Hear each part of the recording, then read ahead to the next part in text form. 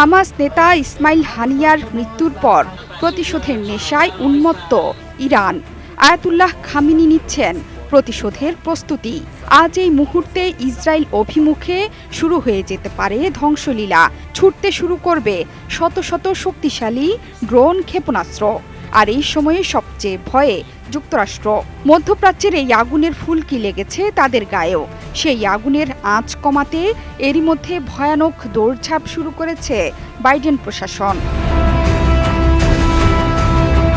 চলমান উদ্বেগের মধ্যে ইসরায়েলের প্রতিরক্ষার জন্য মধ্যপ্রাচ্যে অতিরিক্ত যুদ্ধজাহাজ ও যুদ্ধবিমান পাঠানোর ঘোষণা দিয়েছে মার্কিন প্রতিরক্ষা দপ্তর পেন্টাগন।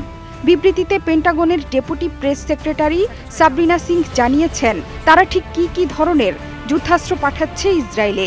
তিনি বলেছেন, ইসরায়েলের প্রতিরক্ষায় আমরা দৃঢ় প্রতিশ্রুতিবদ্ধ। শুধু তাই নয়, তারা বলেছে ইসরায়েলের প্রতিরক্ষার জন্য সমর্থন বাড়াতে এবং মার্কিন যুক্তরাষ্ট্র বিভিন্ন অপ্রীতিকর পরিস্থিতিতে সাড়া দেওয়ার জন্য প্রস্তুত। এটি নিশ্চিতের জন্য মার্কিন সামরিক বাহিনীকে নির্দেশ দিয়েছেন প্রতিরক্ষামন্ত্রী।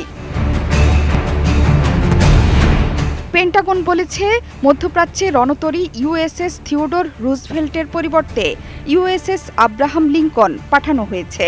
মধ্যপ্রাচ্যে অতিরিক্ত ব্যালিস্টিক ক্ষেপণাস্ত্র, প্রতিরক্ষা সক্ষম ক্রুজার, ডেস্ট্রয়ার এবং একটি নতুন ফাইটার স্কোয়াড্রন পাঠানোর কথা জানিয়েছেন মার্কিন প্রতিরক্ষামন্ত্রী লয়েড অস্টিন।